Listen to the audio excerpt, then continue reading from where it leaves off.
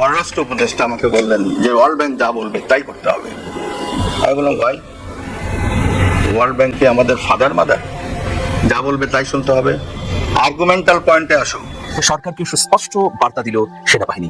সেনাবাহিনী সরকারকে সুস্পষ্ট বার্তা দিয়েছে। অনেকগুলো বিষয় যেগুলো নিয়ে আমাদের জানার অত্যন্ত আগ্রহ ছিল, সেই আগ্রহের নিরসন হয়েছে সেনাবাহিনীর এক ব্রিফিং এ। আমি ডক্টর আসিফ নজরুলকে রিকোয়েস্ট করেছি, যেহেতু ওনাকে ছাত্ররা শ্রদ্ধা করেন। ডোনাল্ড ট্রাম্প প্রেসিডেন্ট হবার আগেই কি যুক্তরাষ্ট্র বাংলাদেশকে চেপে ধরতে চাইছে? প্রিয় দর্শক, এই মাত্র পাওয়া খুবই গুরুত্বপূর্ণ ভিডিওতে আপনাকে স্বাগতম। দর্শক, আপনারা ভিডিওর থাম্বনেল দেখেই বুঝতে পেরেছেন আজকের ভিডিওটি কতটা গুরুত্বপূর্ণ হতে চলেছে।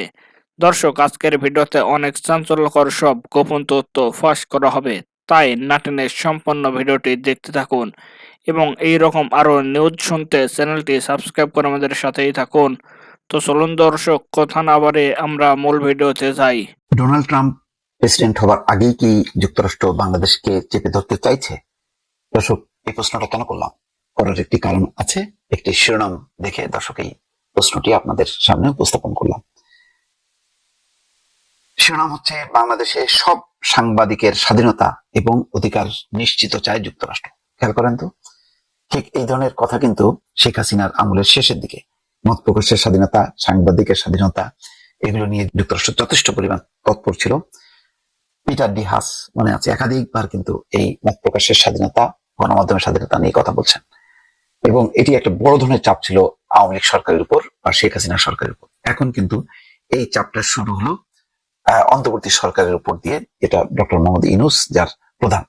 ইতিমধ্যে অ্যামনেস্টি ইন্টারন্যাশনাল দেখেছেন যে তারা একটি বিবৃতি দিয়েছে এবং বলেছে যে আওয়ামী লীগের লোক সন্দেহ করে বা আওয়ামী লীগের লোক বলে যে যাদেরকে পিটুনি দেওয়া হয়েছে, মারধর করা হয়েছে বা কারাগারে পাঠানো হয়েছে, তার ব্যাপারে তারা পূর্ণাঙ্গ একটি তদন্ত চায়।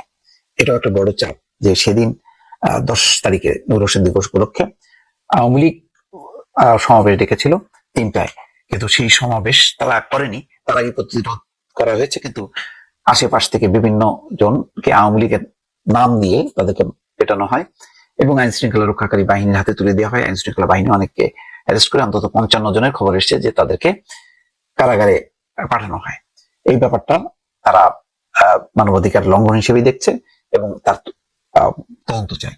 ঠিক এই খবরটার পাশাপাশি আরেকটি খবর আসছে গণমাধ্যম, যে গণমাধ্যমের ব্যাপারে সম্পাদক পরিষদ একটি বিবৃতি দিয়েছে, বলেছে যে ঢালাও ভাবে এক্রিডিটেশন কার্ড বাতিল হচ্ছে, এটা মত প্রকাশের স্বাধীনতার উপর হস্তক্ষেপ, এবং বলা হচ্ছে যে কোনো কোনো সম্পাদকেরও এক্রিডিটেশন কার্ড বাতিল করা হয়েছে। এই ব্যাপারে তারা প্রতিবাদ জানিয়েছে। খবরে বলা হচ্ছে, বাংলাদেশে সব সাংবাদিকের স্বাধীনতা ও অধিকারের প্রতি যেন যথাযথ সম্মান দেখানো হয় তা নিশ্চিত করতে চায় যুক্তরাষ্ট্র। ওয়াশিংটনে স্থানীয় সময় গত মঙ্গলবার যুক্তরাষ্ট্রের পররাষ্ট্র দপ্তরের নিয়মিত ব্রিফিং এ উপপ্রধান মুখপাত্র বেদান্ত প্যাটেল এক প্রশ্নের জবাবে এই কথা বলেন। দেখেন, এখনো কিন্তু বাইডেন প্রশাসন, তারপর ট্রাম্প প্রশাসন যখন আসবে, তখন তাদের মুখপাত্রের বক্তব্যের ধরন যদি আরো তীব্র হয়, করা হয়, সেটাকে সামাল দিতে পারবে? সেনাবাহিনী সরকারকে সুস্পষ্ট বার্তা দিয়েছে। অনেকগুলো বিষয় যেগুলো নিয়ে আমাদের জানার অত্যন্ত আগ্রহ ছিল, সেই আগ্রহের নিরসন হয়েছে সেনাবাহিনীর এক ব্রিফিং এ। বুধবার দেয়া ওই ব্রিফিং এর মধ্য দিয়ে অনেক গুরুত্বপূর্ণ বিষয় উঠে এসেছে। মিলিটারি অপারেশনস ডাইরেক্টরের স্টাফ কর্নেল ইন্তেখাব হায়দার খান তিনি ব্রিফিং করে অত্যন্ত জনগুরুত্বপূর্ণ বিষয়গুলো আমাদের সামনে উপস্থাপন করেছেন। 17 সেপ্টেম্বর ম্যাজিস্ট্রেসি পাওয়ার দেওয়া হয় সেনাবাহিনীকে। সারা দেশে সেনাবাহিনীকে বিচারিক ক্ষমতা দিয়ে বিভিন্ন জায়গায় ক্যাম্প করা হয়। সর্বশেষ উদাহরণ হিসেবে যদি আমরা বলি, মোহাম্মদপুরে যে সন্ত্রাস এবং নৈরাজ্য শুরু হয়েছিল, তা কিন্তু সেনাবাহিনীর একাধিক ক্যাম্পের মাধ্যমে পরিচালিত অভিযানের মধ্য দিয়ে অনেকটাই প্রশমিত হয়েছে। সুতরাং এক্ষেত্রে সেনাবাহিনীর অবশ্যই কৃতিত্ব রয়েছে। এখন অনেকের মধ্যে প্রশ্ন যে সেনাবাহিনী কি অনন্ত সময় ধরে মাঠে থাকবে? তাহলে পুলিশ বাহিনীকে শক্তিশালী বা কার্যকর করার কি কোনো উদ্যোগ গ্রহণ করবে না এই সরকার?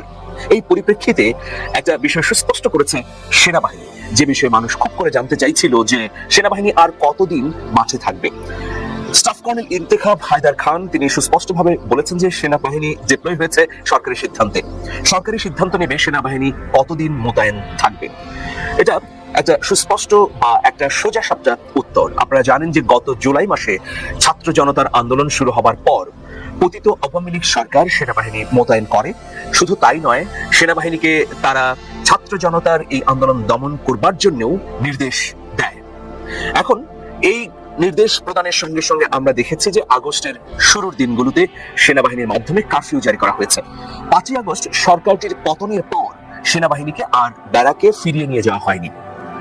শুধু ব্যারাকে ফিরিয়ে নিয়ে যাওয়া হয়নি তো, বরং তাদেরকে বিচারিক ক্ষমতা দেওয়া হয়েছে।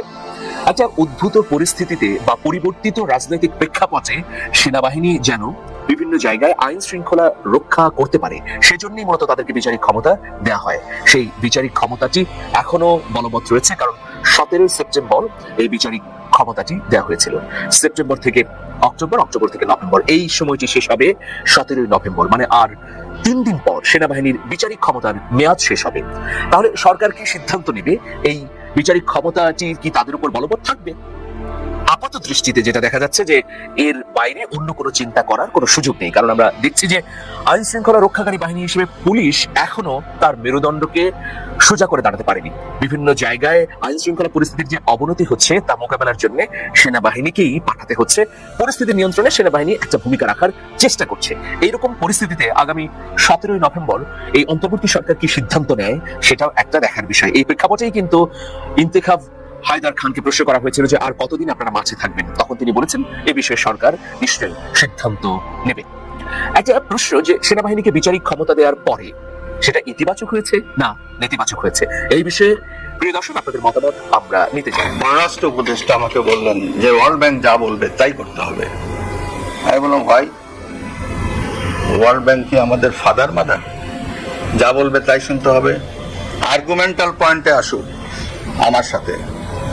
আমি ওনাদের বললাম আমি পারবো না, আপনারা করলে করে নেন। আমার একার দৃঢ়তার জন্য তারা বিশ্ব ব্যাংকের এজেন্ডা পূরণ করতে। প্রশাসনকে দোষরমুক্ত না করে রাষ্ট্র সংস্কার সম্ভব নয় বললেন ডাক্তার রফিকুল ইসলাম। বিএনপির স্বাস্থ্য বিষয়ক সম্পাদক ডাক্তার রফিকুল ইসলাম বলেছেন, পতিত আওয়ামী স্বৈরশাসক রাষ্ট্রের প্রতিটি স্তম্ভ ধ্বংসের দ্বারপ্রান্তে নিয়ে গেছিল। 1.5 দশক রাষ্ট্রকে কুরে কুরে খেয়েছে। এ দেশটি নতুন করে সাজাতে হলে রাষ্ট্রকে দোষরমুক্ত করতে হবে। প্রশাসনকে দোষরমুক্ত না করে রাষ্ট্র সংস্কার করা সম্ভব নয়। তিনি বলেন, দেশ থেকে পালিয়ে যাওয়া শেখ হাসিনা দেশের বিরুদ্ধে ষড়যন্ত্রে লিপ্ত, আর তার নীল নকশা বাস্তবায়নে তার দোসররা উৎপেতে বসে আছে, সুযোগ পেলেই সবল দেবে। আজ শুক্রবার কাকরাইলে আইডিবি ঢাকা জেলা কার্যালয়ে গণপ্রকৌশলী দিবস 2024 এবং আইডিবির 54তম প্রতিষ্ঠাবার্ষিকী উপলক্ষে স্বেচ্ছায় রক্তদান কর্মসূচিতে প্রধান অতিথির বক্তব্যে তিনি এসব কথা বলেন। ডাক্তার রফিক বলেন, গণধিকৃত আওয়ামী লীগ শুধু রাষ্ট্রের সম্পদ লুট করে ক্ষান্ত হয়নি, করোনার টিকার ভেজাল, মশার ওষুধে ভেজাল, খাবার স্যালাইন ভেজাল করেছে, নিম্নমানের ঔষধ সরবরাহ করে বাজারজাত করেছে। এসব করতে তাদের বিবেক একটুও কাঁপেনি। তারা তো জনগণের নির্বাচিত সরকার ছিল না, তাই জনগণ মারা গেলে তাদের কিছু আসে যেত না। তারা মায়া কান্না করত স্থান ও ইমারতের জন্য, কারণ এগুলো তৈরির নামে লুট করেছে লক্ষ কোটি টাকা।